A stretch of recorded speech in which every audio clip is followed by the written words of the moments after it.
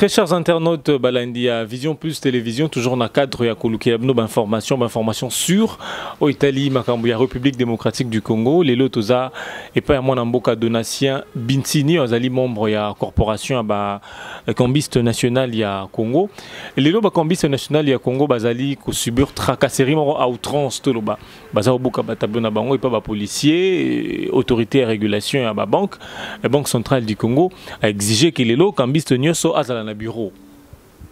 Bazao se plaindre les lots, condition PSI, il faut créer entreprise, mais fond ya malonga pe ezate. Tu es belé baza pe na ba moyen na bango mais misusu baza rolela les conditions nezali tellement exigeant ndé les loto sola na mona mboka Donatien Bintini na lobby aza membre de la corporation cambiste du Congo pe a ko expliquer biso raison aux sala que monnaie eza ko fluctuer les lots francs congolais bolamuki 1530 $, ezo coûter 1530 lobby $, 1700 donc aux banga to mana $, 2000. Alors, mon amboka Donatien Bintini, bonjour et bienvenue. Bonjour, monsieur le journaliste, merci beaucoup. Mon amboka, avant tout, quand na maman na likambona biso etali tracasserie ya bakambiste, bandekono bakambiste, tout le benanu dépréciation en monnaie. Pourquoi on a biso commis le rôle à thermomètre et à température, les lots 18, lobby 15, lobby ezo matezo kita. On dirait l'état zate. Non. Problème il y a chitambo on a biso et ça problème il faut expliquer à long et à large et ça problème il y a quelques secondes caraboyer ici vous le savez très bien que mboka na biso économie ya mboka na biso ezali économie moko eza trop dépendante na ba importation wana zoke na moi vitesse pourtant en mingi ate du fait que économie na biso eza trop dépendante na ba importation ya ba bien à consommation toujours consommer au en étranger. Nous sommes obligés, il y a des devises moko, il y a mingi pour permettre aux opérateurs économiques de l'approvisionnement dans l'étranger. Parce que vous savez très bien que franc congolais la monnaie locale, la monnaie morale na Brazzaville la balia kanté. Donc na franc congolais pas que ça la achat, il faut pas dans la devise.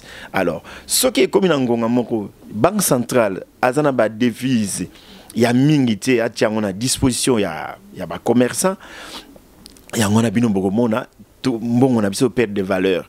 Quand perdre de valeur les anangos magité. Ils ont la loi more simple et économie. Oui, loi il y a offre et une demande. So monique va demander la devise va combien belé au moins on appelle devise et perdre et moins valeur ming na marché franc on a besoin de perdre de valeur. Au cas où va demander la devise va monter sur le marché franc on a besoin de et que perdre de valeur était et que ça toujours une valeur nango. Donc problème na y a chute en bon on a besoin de la simple. Ezalaka tant on a besoin de devise va maintenant on est étranger ba na sala bacha au monde pas ba combien belé na marché ko wela wana au monde pouf devise et mati biso to mati sakate donc na ko expliquer ba bibino boza ba gens causal spéculation en monnaie. Non. Na monde lelo mutako kanisa bongo te. Balobi ba cambiste ndé. Wana zanga ite, wana za certaines sources crédibles. Hein, ba source vraiment sûre balobi que non, ba cambiste baza ba agent ya spéculation en monnaie. Donc sinde mongo matezo kitaboza ba cambiste. Non. Na rozongi sayo toujours na kati ya monde de business ça va faire. Bien o isa rare na marché comme anini cher. Bien ils ont inondé dans le marché salanini et qui taratalo. C'est la même chose. Premièrement, na magama Italie magama mbongo, biso na taux fixé. Taux nyoso na marché nyoso na bourse nyoso ya monde entier taux fixé raté. Taux ils ont toujours flottant. Ato que na France les lo vandi na bourse na bango na Wall Street partout ils ont flottant. Taux et binaka na ngonga nyoso zo bina. Mais ko bina o ya biso ezali mingi causé par ba crise. Batika ko sala ko incriminer communauté moko boye XY pour que bango baza na base ya inflation na biso non et inflation na biso ça économie na biso très fragile na vous expliquer en économie moko zo dépendre kana ba biloko ba paya tout ça na tamale balobara extraverti voilà na pesa bino ndakisa tangu tozala ki kala tozo kola to no lia loso abumba. Est-ce que pour que nous sommes à l'os à Bumba, on a besoin de devises? Et comme il y a Chine. Non, c'est comme il y a Pakistan, il y a Chine, et comme il y a Inde, il y a Thaïlande. Est-ce que même la France congolaise à Thaïlande, à Somalo, à Pessa, au Congo? Non. Donc, l'économie est fragile, il y a que ça il y a des gens qui permettent que Mbongo Nabiso est stable. Alors moi na mboka donatien Bintini sur na lobby que bakambiste boza ba agent ya spéculation en monnaie tika na expliquer le komoko le tout ça ko remarquer baté qui baza ko souffrir même biso population tout ça ko souffrir parce que spéculation on est de ça et na monnaie les prix ne baissent pas tout ça mona so baling ba futa batu surtout batu à l'état bozu $, bokitisi so ils a 1700 bokum 1400 1500. Et après qu'on fouta bomatisi, expliquez biso un peu qu'est-ce qui se passe. Et là au niveau lingabo salawana. Non, il faut kokende na makambu na deux volets. Volet ya prix ya biloko et tali bisoté. Wana bisoté, biso de fixa prix ya biloko te. Prix ya biloko ya ba commencer ba fixa batalo na bango. Volet ezara soki ba futi batu bokiti simbongo, aller ba aussi ça ko futa mpia ke koti bomati mbongo. Non, c'est pas nécessairement wana, mais na ko expliquer na mikamba prix. Au moni tango dollar ezali par exemple na 157 ou bien na 160 ba commerçant ba teka biloko na magasin ba fixa déjà prix ya biloko na bango sur base ya taux au na marché. So besoin na 160 bango ba tima msusu 170 prix ya pièce ya eloko na yemoko ezana na taux baso calculer so il suppose que l'eau est à $2 ba on ba déjà et l'eau qu'on a pris à 3700 par exemple na taux ya mukoloana. Mais qu'est-ce qui se passe tant mbongo par exemple les kiti na yango neta to uta ina ba 17 to kiti siko to na ba 15 mais ozomo na prix o ezali na 17 wana bango ba tchai na 17 ba tchai ata na 20 ba tike ngaka na 20 wana eza musala na bisote eza musala ya ministère ya économie na ba gens ya l'état yango bino bomoni mikolo gouvernement lancé ba gens l'état so bolanda actualité ba komo kita secrétaire ko verser ba prix ya biloko. Ba prix à biloko il fait la proportionnel par rapport à taux ya devise sur les marchés. Et comme à bongote pour bande qu'on a besoin ministère de l'économie bali on sala musana bangote. Mais ndenge ministre a tapé la main sur la table tout le monde a que bako landela eloko wana. Oyo yo lobby toujours on a expliquer bino na et ça simple loi offre na demande. Ce qui va demander la devise va combien belé. Tant ba fouti ba travailler congolais ba so ba salaire ba yo so maka $.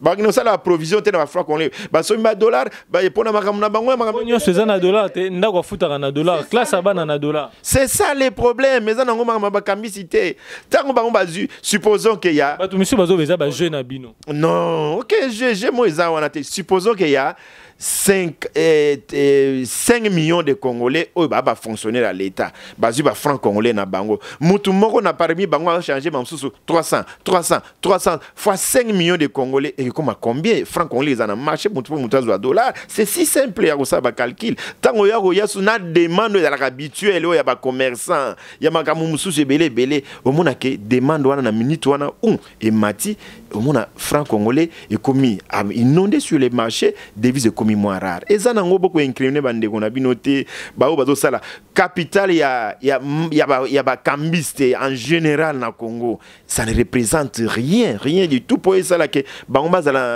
na base ba mouvement wana capital ba cambiste nyoso masse ba mbongo ba cambiste tambula quotidiennement sur les marchés à Congo et représenter le côté et ça un phénomène mo simple et ça ko ça magie pour expliquer yango c'est so ba biki comme ça na marché bato ba ko somba biki ba rami ba le pamba ba biki ne sani ndenge tout la te ndenge mo ndenge pe so ba biki na et ça 100 bato somba ba 200 ba biki o sala nini et comme surenchère sur les marchés comme mata pour et mutu bato comment wela donc ça nango logo mo ya grave. Alors moi na mboka donation vous ali cambiste au ba ko ba lopoto aux échangeurs yo za na bureau na za na chance aux na bureau na o mais ba ndeko no bazo changer na balabala ou ba tiaka ba tableau $ 1500 combien les lots baza traqués par la police nationale congolaise sous prétexte que la banque centrale du Congo a exigé ba cambiste nyoso ba comme na ba bureau. Et pourtant, baza monsieur belé baza ba fond comme ba bureauté. Yo ebi. Réaction les années par rapport à bandegono baza ko traquer bango tongo midi pourquoi? Non, jusque là la banque centrale a tiko a décision ya ko kanga moto na balabala te. Comme on a ba policier, ya tenu, ba ko landa, ba ko kanga ba tableau, ba ko buka misusu pe. Wana zali tracasserie. Bazo kene à l'encontre ya mibeko mboka. Tozala ki lobina mardi plutôt na ba konzi ya banque centrale. Aucune autorité, aucun membre de la banque centrale oyo a tiko décidé que bozwa bokanga boza ba tiko zo ta décision moroté. nazali na eloko ba pesa biso eza wana sur na table nanga ba luki ba sa sensibilisation pote ba tuni mutuna pona nini depuis 2002 oyo nini disposition ya loi wana oyo eza ya 003 ya février 2002 na mususu eza 005 ya mai 2002 oyo sengaki bakambisi bafongola ba bureau d'échange bazo ba agrément banque centrale ba travailler na légalité na mboka na biso bazo fongola ba bureau te wana eza point d'interrogation parce que bato bana ba bureau baza une vingtaine de kambisi bana ba bureau agréé po na mi bato mi balé ba na demande po bazo ba agrément na bango ba autorité à banque centrale batuni mutuna wana po na nini bato bazo kozwa ba bureau d'échange ya ngonga pe na tuni su mutuna po na nini ne bela ba kambisi to komona ba bazaka en ordre Bazar à 25. C'est ça le problème. Problème wana yango nde mama na muzindo alikambo yango tolobi banque centrale a ye vers biso a bengi biso d'ailleurs ba réunion ezalaka déjà bazwa politique moko ya collaborer na ba kamisi ba travailler des communs d'accord. Yango nde problème eza wana question wana ko luka réponse nango. Pour ko zo réponse nango ba ke musikate ba luka ba kambisi ba tuna pona nini bozo zo ba agrémenté. Yango na bato ba ko expliquer ba condition. Vous pouvez imaginer que Ngana bana ba démarche pour la bureau d'échange agréé depuis 2011. Mais na yeko zo agrément en 2016. 5 ans. 5 ans. Tobuti na régime tozaki na ba biloka commerce na biso bano sala na sa mikanda commerce tout na zaki nango pour na katika ja vers ba 2013 ba yeko imposer biso makama OADA. Donc et le RCCM est commis et le comment boy. Registre de commerce longwa kiki et commis biso dozo RCCM ozolo bawana. C'est autant que commis wana il fallait ba mikana songa na sala ki na longwa na na kota na nina OADA ndenga ko imposer biso. Donc ti na 2006 pour réunir ba document nyoso na ki ko déposer na banque centrale. Tala commis de mbula. Et na ki na banque centrale kuna il y a des frais, il faut fouta. Au fouti ba frais non nyoso et s'il pas na sima caution. Oh ya mbongo na yo caution za mbongo na yo moko. Obombi kuna na banque centrale. $2,500. Et kozonga. Ceux qui ont un bureau, qui va faire un bureau d'échange, ils ont droit. Parce que tout le monde m'a dit bien qu'il est là, bon, mais soutien le nom limité. Ils ont bien pas maté, même biso mo ba kambis. Caution ba to apesa na 1999 na temps musée pour bazo ba bureau d'échange. Et le musée a kanga ma change, bazo ya ngo teti lelo.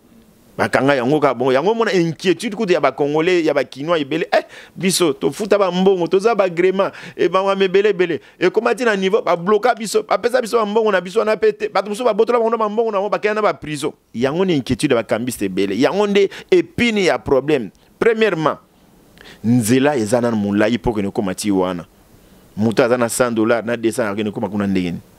Deuxièmement confiance wana bato bazoko banga. Alors, bato liboso basala boye ba restituer bango même pas ba caution. Une crise de confiance entre Bino Bakambiste et la Banque centrale du Congo. Oui oui. Troisièmement, bato pe bana mbongo te. Il y a une caution de 2500 banini. Donc ils ont créé moi parce que Belé Bazar la caution 2500 faut en a dépôt na banque, faut créer entreprise banini on a nyoso de marche c'est pas moins de $5,000. Oui. Donc il y a ils ont posé un problème wana bakambis bana mais banque centrale bakambis bazana ba proposition mo concrète.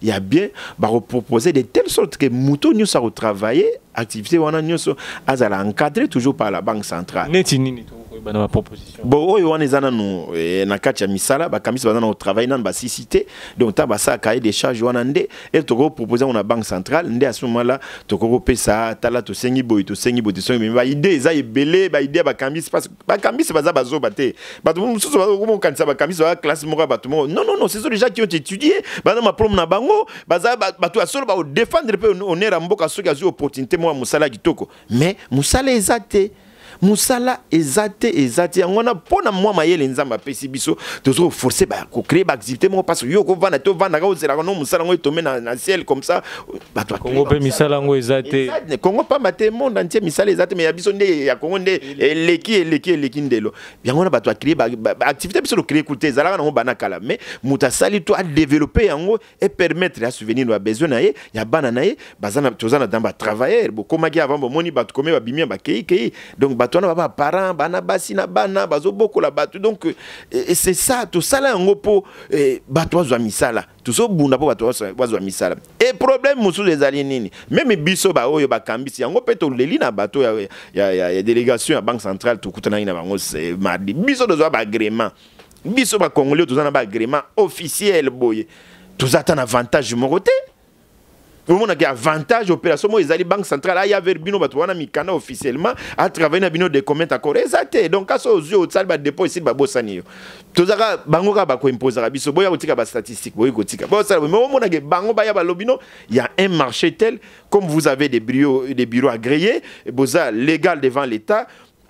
Vous avez votre travail informel, vous avez topé sabino boy boy. Et ça la kana ngote. Donc, devoir les Arabes population doivent devoir dans l'État, dans les institutions, les institutions, dans le retour, et là, on va s'arrêter. Il y a un problème, belé, belé, kambis, les qui minginde, bazo, lela, mais tous autres, la banque centrale, ça vraiment, l'axi polélé, tout seul, n'a pas de réunion, tout ça, il y a 4 heures du temps.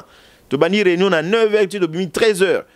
Donc, point belé, c'est là qui traité en akati, nasir, na mikoliza koya, pour parler, convoquer biso sur travail, tout de suite, mon abisso de tiki la bango, benga biso de la réunion belé, et puis, tika la, na cordon ombilical entre biso, kambis, donc, c'est-à-dire représenté par la COCAM, na Banque centrale. Alors moi Namboka Donatien Biti Nimbela na ya suka na bayi autorité publique na kota la batracasserie ba kombiste baza ko subir pas insécurité. Insécurité on a boy donc moyen kuta lobango izate bino bomoni donc okuti biso to vandia wa parce que na mi kangeli kutu na yo moni yo mo donc tozali sécuriser te nini to sali poto souffrir poto subir boy biso ba kambiste tozala mbongo ebele te. Jamais tu as besoin de la banque centrale, tu as mis tout cas belé, convoi en bon monango. Bozo boma bande kona bino bata pasi mutazo bokola mamsuso ya boma ye yo botole mo mbonga za mbonga mamsuso nande kono mo abika sima nango biso to souffrir pour rien to na mbongo te o ya ko faire souffrir économie mboko oyo to na mbongo te ya oronyo ko la biso zane ba ma plome vandi moyen vandi sango na ndako ezate zo bunda poto bunda to luka par tous les moyens ba tu vas vivre parce que aussi ça il classe aux ans 20 ans 25 ans aussi 45 ans na âge ngana komi nango oyo alo ba no vanda ga ozela ga non l'état biso musalo non on doit vivre, on doit faire en sorte que au boko la banane yo banane pe jour ba comme batu tout ça au débris mais pourquoi boko s'en prendre na communauté na biso boye botika ko mabande ko na bino botika la policier azana droit au panza tableau banque centrale yemo a permettre ba tableau ezala ce qui banque centrale a tini ba circulaire bo monique yango ba kanga ba tableau wana nde à ce moment là boko za ba décision na ba récalcitrant ba linga ko température bokangi bon moi conseil na ba policier ba ko menasa ba ngona buka ba tableau so e komeli ba basa nini mais non bazana droit bana plein droit ba kende ko se plein ba funda bango aucun policier va permettre la buka ba policier musana ba kanga ba kuluna ba kanga ba miyibi ba kanga ba to une infraction devant l'état tout ça ba to ko se plein ba kanga mais muto impaisible citoyen azo sala ka moi changer na coin yo ya botre la tableau na tableau zo déranger na nini à rien mon colonie ni bino boza ba journaliste bo moki banque centrale a télémi à lobby communiquer yango yo na to na ba communiquer nyo c'est ça affiché on a nasi bo monaki ba franc congolais ba billet ba nini nyo so banque centrale tina eso moni makama ba tableau izana ngote bon ko nyoko la bande ko na bino pona nini ba to zo souffrir koto ba zo luka moi un lukuta mukalo salibota na to senga na bino ba policier bo sala musala o l'état zo tinda bino bo tika tracasserie parce que policier ndenge wana so ipe ba zuye okoko funda ye ba ko kanga parce que banque centrale bo yebi problème crise ya munene financier sana mboko na biso tant musée azoa ordre au kanga kambis bo bi crise et sana mboko na biso bien donc banque centrale lingi kusazare tazo ba décision hasardeuse